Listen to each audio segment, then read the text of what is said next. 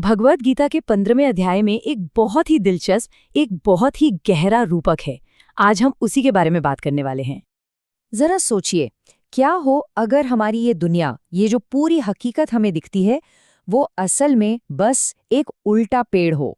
सुनने में थोड़ा अजीब लगता है ना?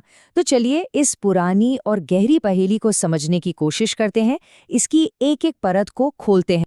तो सबसे पहली और सबसे जरूरी बात, हम यहाँ किसी असली सचमुच के पेड़ की बात नहीं कर रहे हैं। ये एक बहुत ही शक्तिशाली रूपक है, एक मेटाफर है, हमारी इस भौतिक दुनिया को, हमारे अस्तित्व को समझने का एक नजरिया।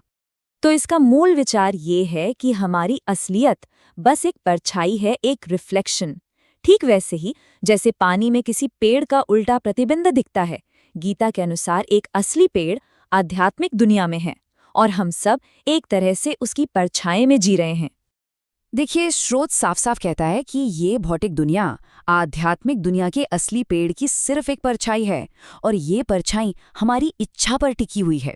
इसे एक छोटे से उदाहरण से समझते हैं। सोचिए, कोई इंसान पानी में एक रसीले आम की परछाई देखता है और उसे पाने के लिए नदी में कूद पड़ता है, पर असली फल तो किनारे पर लगे पेड़ पर था। ये बिल्कुल हमारी ही कहानी है, जो असली सुख को छोड़कर उसकी परछाई के पीछे भाग रहे हैं। तो सवाल ये है कि हम इस दुनिया के उलझाव में, इस माया जाल में फंसे क्यों हैं? इससे समझने के लिए हमें इस उल्टे पेड़ के हर एक हिस्से को, हर एक पुर्जे को बारीकी से देखना होगा। तो चलिए जरा इसे और गहराई से समझते हैं। इस उल्टे पेड़ की जो जड़ें हैं ना, वो ऊपर की तरफ हैं। ये क्या दिखाता है? ये दिखाता है कि इस दुनिया की बुनियाद ही भौतिक सुख पाने की हमारी इच्छा है, और इसकी जो टहनियां हैं वो नीचे की तरफ फैल रही हैं, जो कि अलग अलग जीव, अलग अलग दुनियाएं हैं। यहाँ तक कि जो पत्ते हैं, जो फल हैं, वो भी हमारे कर्मों और उनके नतीजों से ही जुड़े हुए हैं। मतलब इस पेड़ का हर एक हिस्सा हमारी जिंदगी के किसी न किसी पहलू को दिखा रहा है, और हम सब इस पेड़ पर ही एक शाखा से दूसरी शाखा पर भटक रहे हैं, एक जीवन से दूसरे जीवन में। इसी को तो आत्मा का देहांतरण कहते हैं। मृत्यु के बाद हमारी चेतना ही आत्मा को एक नए शरीर तक लेकर जाती है। तो ये होता कैसे है? देखिए, हम पूरी जिंदगी जिस तरह की चेतना बनाते हैं, मतलब हमारी सोच, हमारी आदतें, हमारी इच्छाएं, वही मृत्यु के समय आत्मा के साथ चली जाती है, और फिर ठीक उसी चेतना के हिसाब से आत्मा को एक नया शरीर मिल जाता है। अगर किसी की चेतना बिल्ली जैसी है तो उसे वैसा ही शरीर मिलेगा, अगर देवता जैसी है तो वैसा। ये एक सीधा सा हिसाब है। अब आता है इस चर्चा का सबसे दिलचस्प हिस्सा। ये पेड़ भले ही कितना भी मजबूत क्यों न लगे, इसे काटा जा सकता है, और गीता हमें इसे काटने का हथियार भी बताती है। स्रोत के अनुसार इस गहरी जड़ों वाले पेड़ को काटने का सिर्फ और सिर्फ एक ही तरीका है, वैराग्य का शस्त्र। यही जन्म मृत्यु के इस चक्र से बाहर निकलने की चाबी है।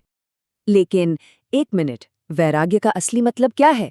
इसका मतलब ये नहीं कि सब काम धाम छोड़ दिया जाए, नहीं, बिल्कुल नहीं।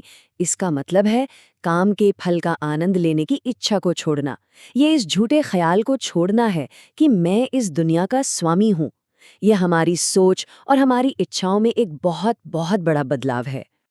तो इस वैराग्य के शस्त्र का इस्तेमाल कैसे करें? इसका रास्ता समर्पण की प्रक्रिया से होकर गुजरता है, जैसा गीता में बताया गया है। तो इस पेड़ से अपना नाता कैसे तोड़ा जाए? इसके लिए अपने अंदर ही काम करना होगा। मतलब सबसे पहले तो झूठे घमंड को छोड़ना होगा। इस भ्रम से निकलना होगा कि सब कुछ हम ही कंट्रोल कर रहे हैं। फिर जो परिवार, समाज, देश, इन सब के झूठे बंधन हैं, उनसे ऊपर उठना होगा। सुख, दुख जैसी चीजों के असर से बाहर निकलकर ये समझना होगा कि हमेशा रहने वाला क्या है और क्या बस कुछ वक्त के लिए है। असल में ये सब कुछ उस इच्छा को छोड़ने के बारे में है, जो हर चीज का आनंद लेना चाहती है। तो इस पूरी मेहनत का, इस पूरी साधना का आखिर मकसद क्या है?